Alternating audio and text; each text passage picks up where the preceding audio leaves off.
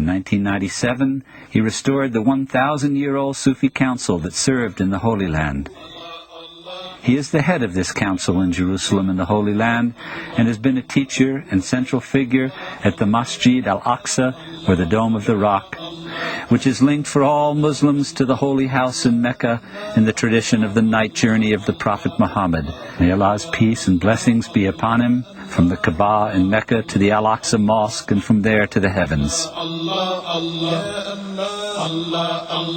He is well known to many people both in Palestine and in other countries in the world. Not only is he a teacher and counselor for all those who come to be at Al-Aqsa, but he is also its custodian. For through his hand and leadership in these times, this sacred precinct has been preserved in the face of many efforts to destroy it, as a place of prayer for the Muslim people who come from all over the world to visit the holy city of Jerusalem and to take the blessing of the praying in this mosque. The Sheikh has students and followers in the Holy Land as well as America and Europe. But it has only been since 1993 that the order came to his heart to travel to visit other countries. And at the same time, the order came from Allah for him to give teachings to all those in every part of the world who are sincerely seeking for the truth of their existence, the meaning of their life, and to heal their wounds.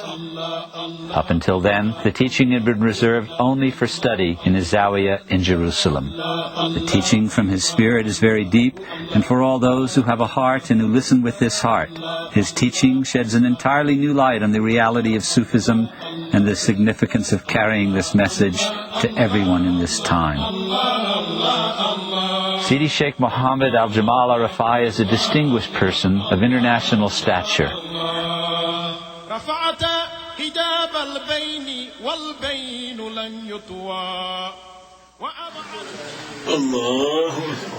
He began his career at a very young age as an uncompromising man of God who had no fear of anyone or anything but God, and because of this took a stand facing the Israeli and the Jordanian governments any time they tried to overlook God in their actions or disrespected people's right to worship God. Being a judge of the courts, he was a government employee at the same time that he gave weekly sermons in Al-Aqsa Mosque in Jerusalem. He has been the spiritual counselor to the people of the Holy Land and to all those who had visited over the past 40 years, and has given his life as a sacrifice to this work. He makes monthly journeys all over the Holy Land to help the poor and to make sure that everyone has food and clothing. There are always lines of poor people at his home and at his office because they know that they can find real help from him.